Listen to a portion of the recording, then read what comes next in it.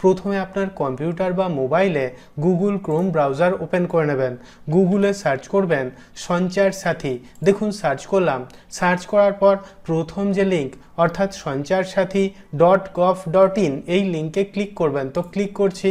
দেখুন ক্লিক করার সঙ্গে সঙ্গে ভারত সরকারের ডিপার্টমেন্ট অফ টেলিকমিউনিকেশনস এর যে অফিসিয়াল ওয়েবসাইট সেটি আমাদের সামনে হাজির হয়েছে। তো এখানে দেখুন অনেকগুলি অপশান রয়েছে। তার মধ্যে এখানে দেখুন একটি অপশান রয়েছে সিটিজেন সেন্ট্রিক সার্ভিসেস। তো এই অপশানে ক্লিক করবেন। তো ক্লিক করছি। ক্লিক করার সঙ্গে সঙ্গে দেখুন এইরকম একটি ইন্টারফেস আমাদের সামনে হাজির হবে। তো এখানে দেখুন একটি অপশান রয়েছে নো ইওর মোবাইল কানেকশনস। তো এই অপশানে ক্লিক করবেন। তো ক্লিক করছি। দেখুন ক্লিক করার সঙ্গে সঙ্গে এইরকম একটি পেজে রিডাইরেক্ট হবে। তারপর নিচের দিকে স্ক্রল করবেন। এখানে দেখুন 10 ডিজিট মোবাইল নাম্বার অর্থাৎ আপনার আধার কার্ডের সঙ্গে আপনার যে মোবাইল নাম্বারটি সংযুক্ত আছে সেই মোবাইল নাম্বারটি এখানে পুট করে দেবেন। মোবাইল নাম্বার পুট করার পর নিচে দেখুন একটি ক্যাপচা কোড রয়েছে।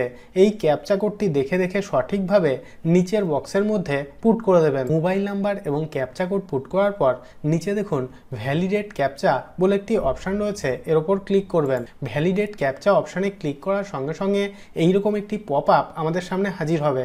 এই নিচে ওকে অপশানে ক্লিক করবেন এবং আমাদের মোবাইল নাম্বারে একটি ওটিপি সেন্ড করা হবে এবং ওটিপিটি এখানে পুট করতে হবে। ওটিপি পুট করার পর নিচে লগ ইন অপশানে ক্লিক করবেন। তো ক্লিক করছি। দেখুন লগ ইন অপশানে ক্লিক করার সঙ্গে সঙ্গে এইরকম একটি ইন্টারফেস আমাদের সামনে হাজির হবে এবং এখানে দেখুন লেখা আছে mobile numbers registered in your name 4 অর্থাৎ আমার আধার কার্ডের সঙ্গে 4টি মোবাইল নাম্বার কিন্তু রেজিস্টার্ড এখানে দেখাচ্ছে এবং নিচের দিকে দেখুন 4টি মোবাইল নাম্বার শো করছে। তো আপনার ক্ষেত্রেও এইভাবে আপনার আধার কার্ডের সঙ্গে বর্তমানে যে কটি মোবাইল কানেকশন চালু আছে সেগুলি কিন্তু এখানে শো করবে। এর মধ্যে থেকে 2 নম্বরে যে মোবাইল নাম্বারটি শো করছে এটি কিন্তু আমার নয়। তো এটিকে আমি ব্লক করতে চাই। সেক্ষেত্রে এই নাম্বারের আগে যে চেকবক্স রয়েছে এই চেকবক্সে ক্লিক করবেন। ক্লিক করার পর এখানে দেখুন নট মাই মোবাইল নাম্বার বলে একটি অপশান রয়েছে। তো এই অপশানে ক্লিক করবেন। তো ক্লিক করছি।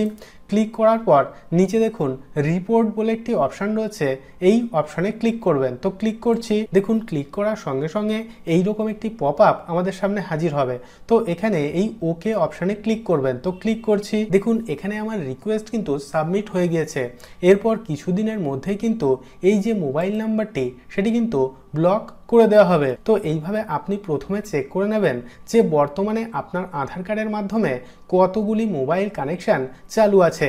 তার মধ্যে থেকে যদি মনে হয় যে কোনো একটি মোবাইল নাম্বার আপনার নয় সেক্ষেত্রে আপনি কিন্তু এইভাবে সেই মোবাইল নাম্বারটিকে ব্লক করার জন্য আবেদন করতে পারবেন।